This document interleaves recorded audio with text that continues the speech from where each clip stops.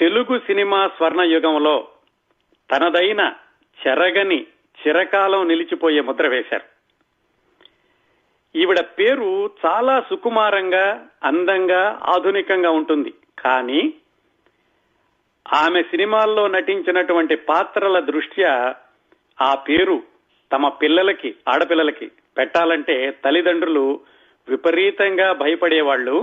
ఎక్కువ మంది ఆ పేరు పెట్టుకోలేదు కూడా. ఒకే తరహా పాత్రని దాదాపుగా 25 ఏళ్లు 600-700 సినిమాల్లో పోషించినా కానీ ప్రేక్షకులు మొహం మొత్తకుండా ఆవిడ మొట్టమొదటి సినిమా రోజుల్లో ఆ పాత్రని ఎలా అభిమానించారో చివరి రోజుల్లో అదే పాత్రని 25 సంవత్సరాల తర్వాత పోషిస్తున్నా కానీ అంతగానో అభిమానించారు. ఇంకో పెద్ద ఆధారం ఏమిటంటే 43 సంవత్సరాల క్రిందట వచ్చినటువంటి ఒక సూపర్ డూపర్ హిట్ సినిమాలో అలనాటి అగ్రస్థాయి హీరోలు ఇద్దరు నటించినప్పటికీ వాళ్ళకి సంబంధం ఉన్నటువంటి పేరు కాకుండా ఈమె ధరించినటువంటి పాత్ర ఆధారంగా ఆ సినిమా పేరు పెడితే ఆ హీరోలేమీ అనుకోలేదు సరికదా. ఆ సినిమా అత్యంత ఘన విజయం సాధించింది. ఆధారాలకి దీనికి పోల్చుకుంటే కనుక తెలుగు సినిమా స్వర్ణ యుగంలో ఆవిడ వేసినటువంటి ముద్ర ఇదిగో. ఈరోజు అందరూ కూడా సరిగ్గా పోల్చుకోగలిగారు. చూడండి, ఆవిడ చనిపోయి 20 సంవత్సరాలు అయినప్పటికీనూ అలా ముద్ర వేశారు ఆవిడ. అలాగే ఆ సూర్యకాంతం అన్న పేరు కొంతమంది పెట్టుకున్నారు, కానీ పెట్టుకోవాలంటే చాలా భయపడుతూ ఉండేవాళ్ళు. అలాగే ఆవిడ ఒకటే తరహా పాత్ర 25 ఏళ్ళు వేసింది, అత్తగారి పాత్ర. అలాగే చిట్ట చివరి ఆధారం నేను చెప్పాను చూడండి, ఇద్దరు అగ్ర హీరోలు నాగేశ్వరరావు గారు, రామారావు గారు ఉన్నా కానీ ఆ గుండమ్మ కథ సినిమాకి ఈవిడ పేరే పెట్టారు. అవండి ఆధారాలు ఆ విధంగా సరిపోయినాయి. అలనాటి ఈవిడ్ని హాస్య నటి అనలేమండి, క్యారెక్టర్ యాక్ట్రెస్ అనొచ్చు. అలనాటి విలక్షణమైన నటీమణి సూర్యకాంతం గారి జీవన విశేషాలు ఈ రోజు. ఆ రోజుల్లోనండి బాపు గారు కార్టూనులు అని బొమ్మలు వేసేవాళ్ళు ఈ సినిమా వాళ్ళ మీద. దానికి ముళ్లపూడి వెంకటరమణ గారు ఒక చిన్న కవితలాగానో పద్యంలాగానో రాస్తూ ఉండేవాళ్ళు. సూర్యకాంతం గారి గురించి బాపు గారు బొమ్మ వేస్తే ముళ్లపూడి వెంకటరమణ గారు ఏం రాశారంటే, దురుసు నోటి పలుకుబడికి పంతులమ్మ మీరు, బాక్సాఫీసు సూత్రాళికి పలుపుతాడు మీరే, మీరు లేని బయస్కోపు ఉప్పు లేని చారు, మీరు వచ్చి నిలిస్తేను సీనిక వవ్వారే. అది ముళ్లపూడి వెంకటరమణ గారు సూర్యకాంతం గారి గురించి రాశారండి. ఆవిడ పేరు వింటేనే పాత్రలు ఎలా ఉంటాయో ఇంకా విరిగా చెప్పాల్సిన అవసరం లేదు. గుండమ్మ కథ సినిమా తీసేటప్పుడు చక్రపాణి గారితోటి ఆ చుట్టుపక్కల కథా చర్చల్లో పాల్గొనే వాళ్ళు ఈ అత్తగారి పాత్ర ఎస్టాబ్లిష్ చేయడానికి మనం దృశ్యాలు పెట్టాలి కదండి అన్నారట. సాధారణంగా సినిమాలో ఏ పాత్ర స్వభావం ఎలాంటిదో తెలియచేయడానికి కొన్ని సంభాషణలో, కొన్ని సన్నివేశాలు పెడుతూ ఉంటారు కదా. ఆ విధంగా ఈ అత్తగారి పాత్రను ఎస్టాబ్లిష్ చేయాలంటే 2 సీన్లు పెడదామంటే ఆయన చెప్పారట, ఏం మాట్లాడుతున్నావా నువ్వు, సూర్యకాంతం ఆవిడ ఉంటేనే చాలు, ఆవిడ పాత్ర ఎలాంటిదో ప్రేక్షకులందరికీ తెలిసిపోతుంది, మళ్ళా దానికోసం కొన్ని సన్నివేశాలు పెట్టి గుండం ఎలా ఉంటుందని చెప్పాల్సిన అవసరం ఉందా అన్నారట. అంతగా అత్తగారి పాత్రలో అంటే సూర్యకాంతం గారు అంతగా ప్రసిద్ధి చెందారండి. 25 సంవత్సరాలు అదే పాత్రను పోషించినప్పటికీ ప్రేక్షకులు ఆవిడని అంతగానూ ఆదరిస్తూనే ఉన్నారు. అసలు ఈ సూర్యకాంతం గారు ఎక్కడి నుంచి బయలుదేరారు, సినిమాల్లోకి ఎలా వచ్చారు తెలుసుకోవడం చాలా ఆసక్తికరంగా ఉంటుందండి. సూర్యకాంతం గారు తూర్పుగోదావరి జిల్లా కాకినాడ సామర్లకోట దగ్గరలో వెంకటకృష్ణ రాయపురం అనే ఊరుందండి. కాకినాడకి 12 కిలోమీటర్లు 13 కిలోమీటర్లు అన్నారు. ఆ ఊళ్ళో పొన్నాడ అనంతరామయ్య గారని ఆయన కాకర్లమూడి సంస్థానంలో దివాన్ గా చేసేవాడు. ఆయనకి ఆ చుట్టుపక్కల ఊళ్ళకి కరణీకం కూడా ఉంది. ఆయన భార్య పేరు వెంకటరత్నమ్మ. వాళ్ళిద్దరికీ ఆ రోజుల్లో అంటే 1915-20 ప్రాంతాల్లో 14 మంది పిల్లలు పుట్టారు. అప్పట్లో అంటే 100 సంవత్సరాల క్రిందట వైద్య సదుపాయాలు సరిగా ఉండేవి కాదు కదా, అందుకని శిశు మరణాలు ఎక్కువగా ఉంటూ ఉండేవి. ఈ 14 మందిలో 10 మంది చనిపోయారు. చివరికి 3 అమ్మాయిలు 1 అబ్బాయి జీవించి ఉన్నారు, ఆ అనంతరామయ్య గారికి నిన్ను వెంకటరత్నమ్మ గారికి. ఆ మిగిలినటువంటి 4 చిట్ట చివరి అమ్మాయే మనం మాట్లాడుకుంటున్న సూర్యకాంతం. చిట్ట చివరి అమ్మాయి అవడంతో చాలా గారాభంగా చూస్తూ ఉండేవాళ్ళట.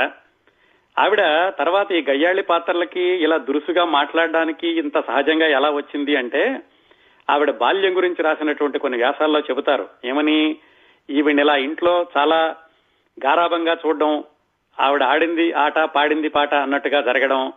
అలాగే చిన్నప్పటి నుంచి కూడా ఆవిడ డిటెక్టివ్ నవల్ ఎక్కువగా చదివేవాళ్ళటండి, అపరాధ పరిశోధన నవల్. ఇది 1930-40 ప్రాంతాల్లో. ఆ నవలలు చదవడం వల్ల వచ్చిన ధైర్యం గాని, ఇలా ఈవిడిని గారాభంగా పెంచడం వల్ల ఆవిడది ఇష్టారాజ్యంగా పెరగడం వల్ల గాని, మొత్తానికి ఆ ధైర్యము దాష్టీకం చూపించడం ఇలాంటి అలవాటు పడినాయి అని చెప్తూ ఉంటారు. చిన్నప్పుడు స్కూల్కి వెళ్లి చదువుకునేది ఆవిడ బాలికల పాఠశాలలోనే. 8వ తరగతిలో ఉండగా వాళ్ళ నాన్నగారు చనిపోయారు. అప్పటికే సినిమాలు బాగా చూసేవాళ్ళట. సినిమాల్లో చేరాలి, నటించాలి అన్నటువంటి ఆలోచన లేదు. కానీ ఆ చిన్నతనంలో కృష్ణరాయవరం నుంచి కాకినాడ ఎడ్ల బండి కట్టుకుని వెళ్లి మరి సినిమాలు చూసేవాళ్ళట. విచిత్రం ఏమిటంటే ఆవిడకి తెలుగు సినిమాల కంటే హిందీ సినిమాలు ఎక్కువగా నచ్చాయట. ఆ హిందీ సినిమాల్లో పాటలు అవి పాడుకుంటూ ఉండడం, హిందీ సినిమాల వైపు ఎక్కువ ఆసక్తి పెంచుకోవడం అలా చేశారు. 8-9వ తరగతి వచ్చేసరికి వాళ్ళ నాన్నగారు చనిపోయాక సహజంగానే స్కూల్లో వేసేటటువంటి సాంస్కృతిక కార్యక్రమాలు అలాంటి వాటిల్లో బాగా ఆసక్తి పెంచుకుని స్కూల్లో నాటకాల్లో వేస్తూ ఉండేవాళ్ళు. ఇంట్లో వాళ్ళు కొంచెం అడ్డు చెప్తూ ఉండేవాళ్ళు చదువుకోమని. ఈవిడికి మాత్రం ఆసక్తి అంతా సాంస్కృతిక కార్యక్రమాల మీద ఉండేది. అలా స్కూల్లో చదువుకుంటూనో లేకపోతే ఆ మెట్రిక్ అటు ఇటుగా ఉన్నప్పుడో వీళ్ళ చుట్టాలు ఆయన బాలాంతరపు ప్రభాకర్ రావు ఆయన పేరు. ఆయన హనుమాన్ నాట్య మండలి అని ఒక నాటక సంస్థని నడుపుతూ ఉండేవాడు. ఆ నాటక సంస్థలో చాలా ఆసక్తికరంగా ఉన్న వాళ్ళందరూ కూడా ఆడవాళ్లే. ఆ నాటక సంస్థలో చేరి సూర్యకాంతం ఆ వయసులోనే, అంటే ఆ 15-16 సంవత్సరాల వయసులోనే సతీ సక్కుబాయి, శ్రీకృష్ణ తులాభారం, చింతామణి ఇలాంటి నాటకాల్లో వేషాలేస్తూ ఉండేవాళ్ళు. ఇంట్లో వాళ్ళు అడ్డు చెప్పినా గానీ ఆవిడేమీ మానలేదు. ఎందుకంటే చిన్నప్పటి నుంచి గారాభంగా పెరిగారు కదా, ఆవిడ అనుకున్నదే సాధిస్తూ ఉండేవాళ్ళు. అలా నాటకాలు వేస్తూ ఉండగా దాదాపుగా ఆవిడికి 21-22 సంవత్సరాలు వయసు ఉన్నప్పుడు, అంటే 1944-45 ప్రాంతాల్లో, ఆవిడ 1924లో జన్మించారండి. ఈ 1944-45 ప్రాంతాల్లో కాకినాడ నుంచి ఒక 2 ఆడపిల్లలు మద్రాసు వెళదామని బయలుదేరారు. ఎందుకు? అప్పట్లో మద్రాసులో జెమినీ వాళ్ళు చంద్రలేఖ అనే సినిమా తీస్తున్నారు. ఈ సినిమా గురించి మనం కొన్ని నెలల క్రిందట మాట్లాడుకున్నామండి. దక్షిణ భారతదేశంలో వచ్చిన మొట్టమొదటి అత్యంత భారీ చిత్రం అని. ఆ చంద్రలేఖ సినిమా 3-4 సంవత్సరాలు నడిచింది షూటింగ్. దాంట్లో వందలాది మంది కళాకారులు, కళాకారిణులు, నృత్యం చేసేవాళ్లు కావాల్సి వచ్చారు. అందుకని వాళ్ళు అప్పట్లో దినపత్రికల్లో వేశారు, ఎవరైనా ఆడవాళ్లు మగవాళ్లు ఉంటే ఈ సినిమాలో చాలా మంది కావాలి రండి అని. అది చూసి సూర్యకాంతం గారితో పాటుగా నాటకాలు వేసేటటువంటి దాసరి సుభద్ర, ఎండమూరి సుభద్ర అని 2 అమ్మాయిలు వాళ్ళు మద్రాసు వెళుతూ సూర్యకాంతం అడిగారు, మేము మద్రాసు వెళ్తున్నాము, ఇలాగా సినిమాలో చాలా మంది కావాలంటే నువ్వు కూడా వస్తావా అని. మొత్తానికి సూర్యకాంతం గారు కూడా ఆ 2 స్నేహితురాళ్లతో కలిసి మద్రాసు వెళ్లారు. మద్రాసు వెళ్ళి మరి ఎక్కడున్నారో ఏం చేశారో కానీ మొత్తానికి జెమినీ స్టూడియోకి వెళ్లి జెమినీ వాళ్ళని కలుసుకుని వాళ్ళ అప్లికేషన్లు అవి ఇచ్చారు. వీళ్ళు కాకినాడ నుంచి వచ్చారు, పైగా ఈవిడేమో చలాకీగా మాట్లాడుతుంది. చూడగానే మొత్తానికి ఎలాగైతే ఆ జెమినీ వాళ్ళు ఆ చంద్రలేఖ సినిమాలో ఏవో చిన్న చిన్న వేషాల కోసమని వీళ్ళకి ఇవ్వడానికి ఒప్పుకుని అగ్రిమెంట్ కూడా రాయించుకున్నారు. ఆ చంద్రలేఖ సినిమాలో పాటలు పాడుతున్నారు పి లీల గారు. ఆవిడ ఈవిడ్ని చూసి కాకినాడ నుంచి వచ్చింది, చాలా బాగా మాట్లాడుతోంది, చాలా చలాకీగా చురుకుగా ఉంది అన్న విషయం గమనించి ఆవిడ ఏం చేశారంటే, ఆవిడ అప్పుడే ఇంకొక సినిమాలో కూడా పనిచేస్తున్నారు. ఆ సినిమా పేరు నారద నారది. దానికి దర్శకుడు పి పుల్లయ్య. సరే అమ్మాయి, నువ్వు కాకినాడ నుంచి వచ్చావు కదా సినిమాలో వేషాడడానికి, నాకు ఇంకో దర్శకుడు ఉన్నారు, ఆయనకి చూపిస్తానరా, తెలుగు ఆయనేనని పి పుల్లయ్య గారి దగ్గరికి తీసుకెళ్లారు. పి పుల్లయ్య గారు కూడా ఈమె చూసి ఈమెలో చలాకితనాన్ని గమనించి ఆ నారద నారది అనేటటువంటి పౌరాణిక చిత్రంలో ఒక పాత్ర వేయడానికని ఆయన ఈమెను అడిగారు, ఏమ్మా నీకు ఆసక్తి ఉంది కదా నా సినిమాలో వేషం వెయ్యని. ఈవిడ ససేమరా వెయ్యనన్నారు. ఎందుకు? ఆవిడకి అసలు హిందీ సినిమాల్లో నటించాలని ఉండేదట. అందుకని మద్రాసు వెళ్ళినప్పుడు ఈ జెమినీ వాళ్ళ దగ్గరికి వెళ్ళడానికి కూడా కారణం ఏమిటంటే, వాళ్ళైతే వాళ్ళ ద్వారా హిందీ సినిమాల్లోకి వెళ్ళడానికి ఉంటుంది, భారీ చిత్రాలు తీస్తున్నారు అని మద్రాసు వెళ్లారు. అదే మాట పుల్లయ్య గారికి చెప్పారు, ఏమంటే నేను తెలుగు సినిమాల్లో వేయను, నాకు హిందీ సినిమాల్లో వేయాలని ఉంది. ఆయన నచ్చ చెప్పారు, చూడమ్మా నువ్వు నిన్నగాక మొన్నొచ్చావు, ఇంకా అసలు సినిమా అంటే ఏమిటో తెలీదు, సినిమాల్లో అనుభవం లేదు, ఇప్పుడే హిందీ సినిమాలకు వెళ్ళిపోవడం అనేది అది అంతగా సాధ్యపడే విషయం కాదు, నేను చెప్పిన మాట విని నా సినిమాలో వేషం వెయ్యి అని ఎలాగైతే ఆమెను ఒప్పించారు. ఆవిడ ఒప్పుకుంది. కాకపోతే ఈ నారద నారది అనేటటువంటి పౌరాణిక చిత్రంలో వేషం వేస్తోంది అని జెమినీ వాళ్ళకి తెలిసింది. వాళ్ళు అప్పటికే కాంట్రాక్ట్ రాయించుకున్నారు. వాళ్ళు పిలిచి సూర్యకాంతం గారు, ఇదేంటమ్మా నువ్వు ఇలా వేయడానికి వీల్లేదు, నువ్వు మా దగ్గర కాంట్రాక్ట్ లో ఉన్నావన్నారు. మీ కాంట్రాక్ట్ సంగతి నాకు తెలియదు, మరి దాంట్లో ఏముందో నేను చదవలేదు, ఆయన తెలుగు అయినా ఆయన దగ్గర వేస్తాను ఎలాగైనా అనేసరికి చివరికి ఎట్లాగో వాళ్ళు ఆ అడ్వాన్స్ కూడా అడగకుండా సూర్యకాంతం గారిని వదిలేశారు ఆ కాంట్రాక్ట్ నుంచి. ఆ విధంగా 1946లో సూర్యకాంతం గారు మొట్టమొదటిసారిగా వెండి తెర మీద అతి చిన్న పాత్రలో కనపడిన సినిమా నారద నారది అనేటటువంటి పౌరాణిక చిత్రం. నారదుడి జీవితం చుట్టూతా తిరుగుతూ ఉంటుంది. మరి వెండి తెర మీద ఎక్కడైనా ఒక చిన్న పేరు వేస్తే వేసున్నారేమో కానీ పాటల పుస్తకంలో అయితే ఆవిడ పేరు లేదు ఆ నారద నారది సినిమాలో. ఆ సినిమా అయిపోయాక పి పుల్లయ్య గారి చెప్తే హెచ్ఎం రెడ్డి గారు ఇంకొక సినిమా తీశారు. హెచ్ఎం రెడ్డి అంటే తెలుగు టాకీ పులి అంటారు, మొట్టమొదటి టాకీ చిత్రం తీసిన ఆయన వాళ్ళ బావమరిది పేరుతో తీస్తూ ఉండేవాళ్ళు. వాళ్ళు తీసినటువంటి ధర్మాంగద అనే జానపద చిత్రంలో ఒక పాత్ర ఇచ్చారు. ఈ పాత్ర కొంచెం పేరు తీసుకొచ్చింది, ఈ అమ్మాయి ఎవరో కొత్త అమ్మాయి బాగానే చేసింది అని. విచిత్రం ఏమిటంటే ఆ ధర్మాంగద సినిమాలో సూర్యకాంతం గారు వేసింది మూగపిల్ల పాత్ర.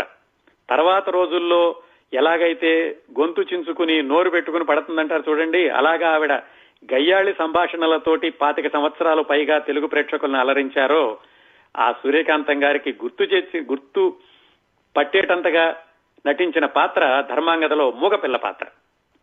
దాంతో కొంచెం తెలిసింది, కాకపోతే వెంటనే ఆవిడికి విపరీతంగా అవకాశాలు రాలేదు.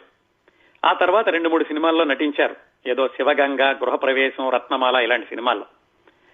ఆవిడికి ఎక్కువగా పేరు తెచ్చిపెట్టిన చిత్రం, వెనక్కి తిరిగి చూసుకునే అవసరం లేకుండా చేసినటువంటి సినిమా 1950లో వచ్చిన సంసారం. అదే అక్కినేని నాగేశ్వరరావు గారు, రామారావు గారు కలిసి నటించిన రెండో సినిమా. రామారావు గారు చిత్రరంగం ప్రవేశించిన మొట్టమొదటి సంవత్సరంలోనే 3 శతదినోత్సవ చిత్రాలని చెప్పుకున్నాం క్రిందటి వారం, గుర్తుంది కదా.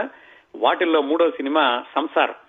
ఆ సినిమాలో సూర్యకాంతం గారు చాలా విచిత్రంగా, ఆవిడకి అప్పటి వయసు కేవలం 26 సంవత్సరాలు, 25-26 సంవత్సరాలు. ఆ వయసులో ఆవిడ 60 సంవత్సరాల వయసు ఉన్నటువంటి వృద్ధ పాత్ర వేశారు, రేలంగి గారికి తల్లిగా. దాంట్లో విపరీతంగా పేరు వచ్చింది. దాదాపుగా ఆ తర్వాత ఏదో 1-2 సినిమాలతో స్థిరపడ్డారు. కానీ మనం రికార్డుల పరంగా చెప్పుకోవాలంటే సంసారం చిత్రం తర్వాత సూర్యకాంతం గారు వెనక్కి తిరిగి చూసుకునేటటువంటి అవసరం రాలేదు. ఆ సంసారం చిత్రంతో తెలుగు చలనచిత్ర రంగంలో స్థిరపడిపోయారు. అదే సంవత్సరం అంటే 1950లోనే ఆమెకి వివాహం అయ్యింది. గుంటూరులో ఒక పబ్లిక్ ప్రాసిక్యూటర్ ఉండేవాడు, పెద్దిపొట్ల చలపతిరావు గారని. ఆయన గుంటూరు నుంచి మద్రాసు వచ్చి హైకోర్టులో ఆయన లాయర్ గా ప్రాక్టీస్ చేస్తూ అక్కడ గవర్నమెంట్ వాటికి, ప్రైవేటు వాటికి ఆయన లీగల్ అడ్వైజర్ గా పనిచేస్తూ ఉండేవాడు.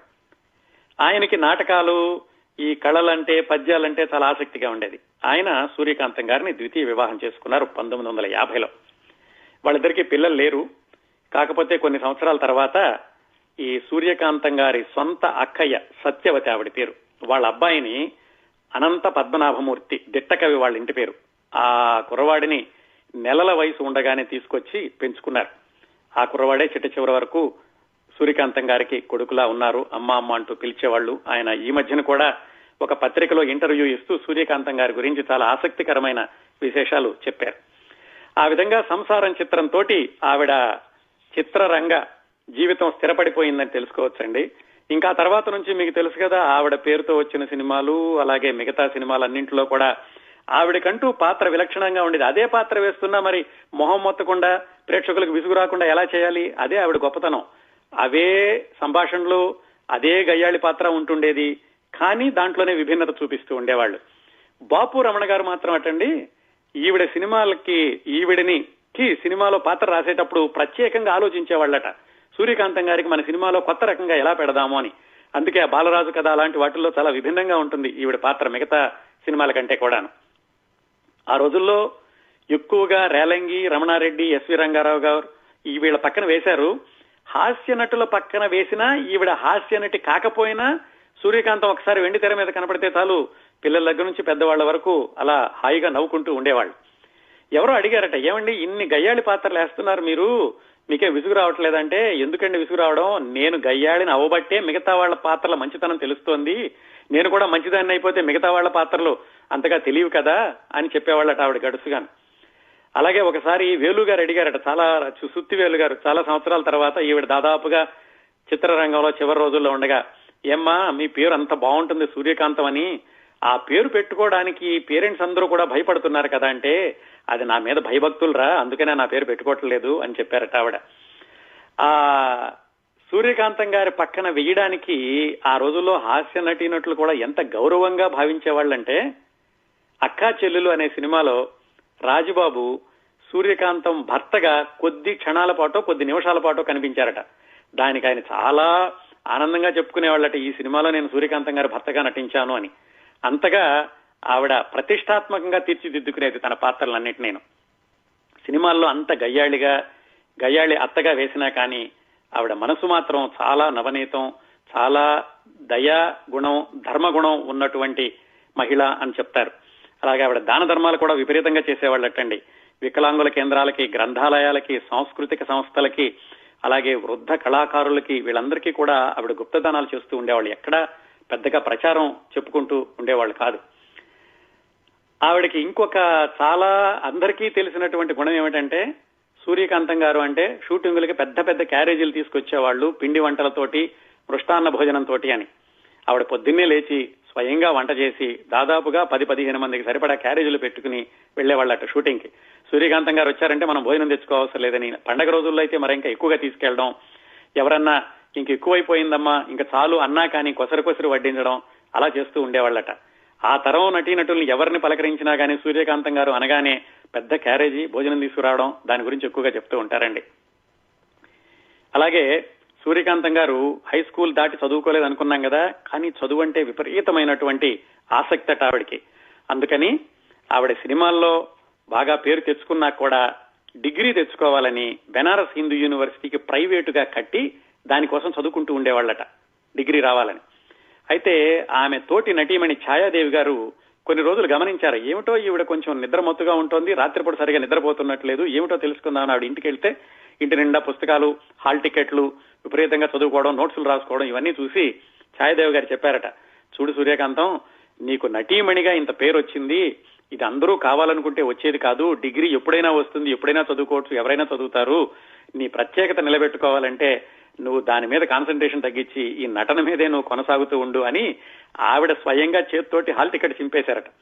దాంతో సూర్యకాంతం గారు డిగ్రీ తీసుకునేటటువంటి ఆ అవకాశం పోయింది, కానీ చదువు మీద చాలా ఆసక్తిగా ఉండేది. అందుకని ఆవిడ దాదాపుగా 5-6 భాషలు అనర్గళంగా మాట్లాడుకునేవాళ్ళట. దాన్ని ఒక అభ్యాసం లాగా ఒకసారి భట్టి విక్రమార్క సినిమా తీయడానికి మహారాష్ట్ర వెళితే అక్కడ మరాఠీ భాష నేర్చుకున్నారు.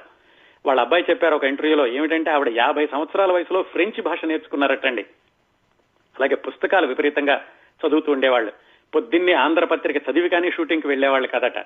ఎద్దడిపూరి సులోచనారాయణ గారి నవలలు, అప్పట్లో మాలతీ చందూర్ గారి నవలలు, అవన్నీ క్రమం తప్పకుండా చదువుతూ ఉండడమే కాకుండా ఆవిడ పుస్తకం రాశారండి. మరి ఎంతమందికి తెలుసో మీలో నాకు తెలియదు, కానీ ఆవిడ వంటల గురించి పుస్తకం రాశారు. ఆ వంటల గురించి సూర్యకాంతం గారు రాసినటువంటి పుస్తకం చాలా ప్రచురణలు, చాలా ముద్రణలు పొందింది ఆ రోజుల్లోనే. ఆ తర్వాత చాలా మంది రాశారనుకోండి, మాలతీ చందూర్ గారు, అలాగే మంగళా కందూర్ అని ఇంకొక ఆవిడ వంటల గురించి చాలా మంది రాశారు. కానీ మొట్టమొదటి రోజుల్లో రాసిన వాళ్ళలో సూర్యకాంతం గారి పుస్తకం విపరీతంగా ప్రజాదరణ పొందింది.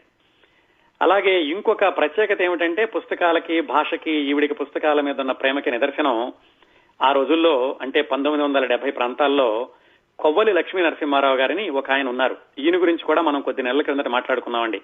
ఆయన 1001 నవలల రచయిత. తెలుగులో 1001 నవలలు రాశారండి ఆయన. ఆయన రాసిన 1000వ నవల మంత్రాలయ అని, దాన్ని సూర్యకాంతం గారికి అంకితం ఇచ్చారు. సాధారణంగా ఈవిడ ఇంత అభిరుచి ఉన్నా కానీ, అంతమందితో కలిసి తిరిగినా, ఎన్ని సినిమాల్లో వేసినా పబ్లిక్ ఫంక్షన్స్ లో ఎక్కువగా మాట్లాడేవాళ్ళు కాదు. ఈ మంత్రాలయ పుస్తకం అంకితం ఇవ్వడానికి పిలిచినా కానీ చాలా మొహమాటంగా ఒప్పుకున్నారట. అక్కడ కూడా ఎలాగో అది తీసుకున్నారు, ఎక్కువగా మాట్లాడలేదు. ఆ మంత్రాలయ కొవ్వలి లక్ష్మీ నరసింహారావు గారి 1000వ నవల అంకితం తీసుకోవడానికి సూర్యకాంతం గారు వెళ్ళినప్పుడు ఆ సభలో కొడవటిగట్టి కుటుంబరావు గారు, దేవులపల్లి కృష్ణశాస్త్రి గారు, ఇలాంటి పెద్దవాళ్ళందరూ కూడా ఉన్నారండి.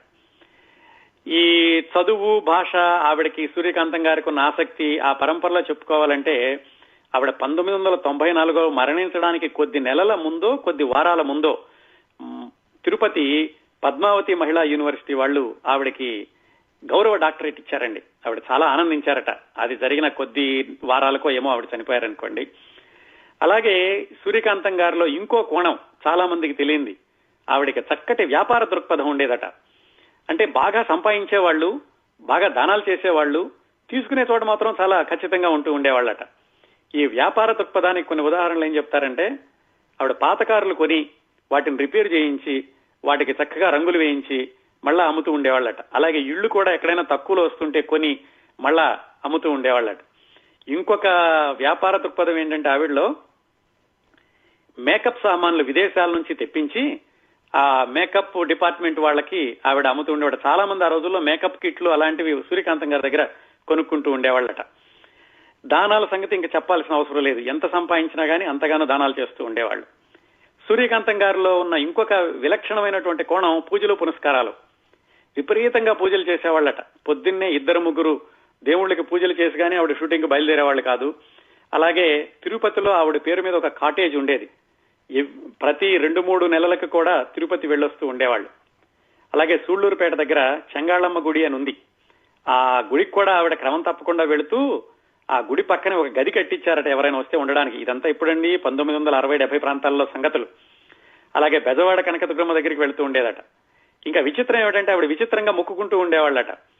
సినిమా వాళ్లలో తాను నటించే సినిమాల్లో ఎవరికి ఏ ఆపద జరిగినా గానీ ఇంటికి వచ్చి ఆవిడ మొక్కుకుని పూజలు చేసేదట. బందిపోటు దొంగలని ఒక సినిమా, అందులో జగ్గయ్య గారికి గుర్రం మీద నుంచి పడిపోతే ఆయనకి దెబ్బ తగిలిందట. అయ్యో నిర్మాతకి ఎంత నష్టం వస్తుందో అని ఇంటికి వచ్చి ఆవిడ దేవుడికి మొక్కుకుని పూజలు చేయడం మొదలు పెట్టిందట. అలాగే అదృష్టవంతుల సినిమా షూటింగ్ జరిగేటప్పుడు నిర్మాత వివి రాజేంద్ర ప్రసాద్ గారికి ఏదో దెబ్బ తగిలితే ఇంటికి వచ్చి ఇంట్లో వాళ్ళందరితోటి మృత్యుంజయ మంత్ర జపం చేయించిందట వివి రాజేంద్ర ప్రసాద్ గారు బాగుపడాలని. అంతేకాకుండా ఈవిడ మొక్కులు, అలాగే ఈవిడ చేసేటటువంటి వ్రతాలు కూడా చాలా విచిత్రంగా ఉండేయట. కొన్ని వ్రతాలు ఆవిడే కనిపెట్టి ఆవిడే చేస్తూ ఉండేది. ఉదాహరణకి బాలాజీ వ్రతం అని ప్రతి శనివారం ఒక 5-6 చిన్నపిల్లల్ని తీసుకురమ్మని వాళ్ళ అబ్బాయిని పురమాయించేది. ఆ 4-5 చిన్నపిల్లల్ని తీసుకొస్తే వాళ్ళని కూర్చోబెట్టి ఈవిడేదో పూజలు చేసి శుభ్రంగా వంట చేసి వాళ్ళకి కడుపు నిండా పెట్టి వాళ్ళకి స్కూల్కి వెళ్ళడానికి క్యారేజ్ కట్టించి పంపించేదట. ఏమిటమ్మా ఈ వ్రతం ఎక్కడుంది అంటే, ఎక్కడైనా ఉండాలి ఏమిట్రా నేనే అనుకున్నాను అని ఆవిడంతటా ఆవిడే ఊహించుకుని అలా వ్రతం చేస్తూ ఉండేదట. ఎప్పుడైనా సినిమాల్లో కొంచెం వేషాలు తక్కువగా ఉన్నాయి, 4-5 నెలలు లేవు అనుకుంటే వ్రతం చేస్తూ, ఏం తల్లి రోజు పూజ చేస్తున్నా డబ్బులు ఇవ్వేంటి అని ఆ దేవుడితోటి సరాసరి మాట్లాడినట్టుగా చేస్తూ ఉండేదట. అలాగే ఆవిడికి మరి 600-700 సినిమాల్లో నటించారు. అప్పట్లో ఉన్న నటీ నటులు అందరూ కూడా చాలా సన్నిహితంగా ఉంటూ ఉండేవాళ్లు. ముఖ్యంగా జయలలిత గారి తల్లి సంధ్య అని ఆవిడ చాలా సన్నిహిత మిత్రురాలట సూర్యకాంతం గారికి. చిట్ట చివరి రోజుల్లో అంటే 1993-94 ఆ ప్రాంతాలు వచ్చేసరికి ఆవిడ ఆరోగ్యం కొంచెం దెబ్బతింది. డయాబెటిస్ ఉండేది, అలాగే మూత్రపిండాల వ్యాధి కూడా వచ్చిందట. డయాలసిస్ వెళ్లాల్సినటువంటి పరిస్థితి వచ్చి షూటింగ్ కి చేతి కట్టుకుని వస్తే అందరు అడిగితే ఆవిడ ఏదో దెబ్బ తగిలింది అని చెప్పేదట. ఎందుకంటే చెప్పుకోవడానికి ఇబ్బందులు కానీ బాధలు కానీ బయటకు చెప్పుకునేవాళ్ళు కదట. చాలా మందికి తెలియదు ఈవిడ డయాలసిస్ చేయించుకుని కూడా షూటింగ్లకు వస్తుందన్న విషయం చాలా మందికి తెలియదు. ఇంకా చాలా కొంచెం విచారకరమైన విషయం ఏం చెప్తారంటే, అప్పట్లో ఈవిడ చనిపోయినటువంటి రోజులు గుర్తు చేసుకున్న వాళ్ళు, ఈవిడ 1994 డిసెంబర్ 18న చనిపోయారండి. చనిపోతే ఆ రోజు రాత్రి రేడియోలో ఈవిడ చనిపోయిందన్న వార్త విని అప్పటి తమిళనాడు ముఖ్యమంత్రి జయలలిత తన కార్యక్రమాలన్నీ రద్దు చేసుకుని మర్నాడు ఇంటికి వచ్చి మరీ పలకరించారట సూర్యకాంతం గారి ఇంటికి వచ్చి కుటుంబ సభ్యుల్ని. విశేషం ఏమిటంటే, ఆవిడ అంత్యక్రియలకి తెలుగు సినిమా రంగం నుంచి కేవలం 10 మంది మాత్రమే హాజరయ్యారట. ఈ తెలుగు సినిమా రంగమే కాదండి, సాధారణంగా సినిమా రంగాల్లో కూడా చాలాసార్లు చెప్పుకున్నాం. అందులో అనుబంధాలు, ఆత్మీయతలు, అనురాగాలు ఇలాంటి వాటికన్నిటికీ కూడా వాళ్ళవైనటువంటి కొన్ని ప్రత్యేకమైన నిర్వచనాలు ఉంటాయి. అందుకని సినిమా రంగంలో వ్యక్తులు ఎవరితో ఇప్పుడు ఎలా ప్రవర్తిస్తారు అనే దానికి కొన్నిసార్లు మనకి తర్కానికి అందకుండా ఉంటుంది. లేకపోతే 600-700 సినిమాల్లో నటించిన సూర్యకాంతం గారికి ఎన్ని వేల మంది, లక్షల మంది పరిచయం ఉండాలండి. అలాంటిది కేవలం 10 మంది మాత్రమే.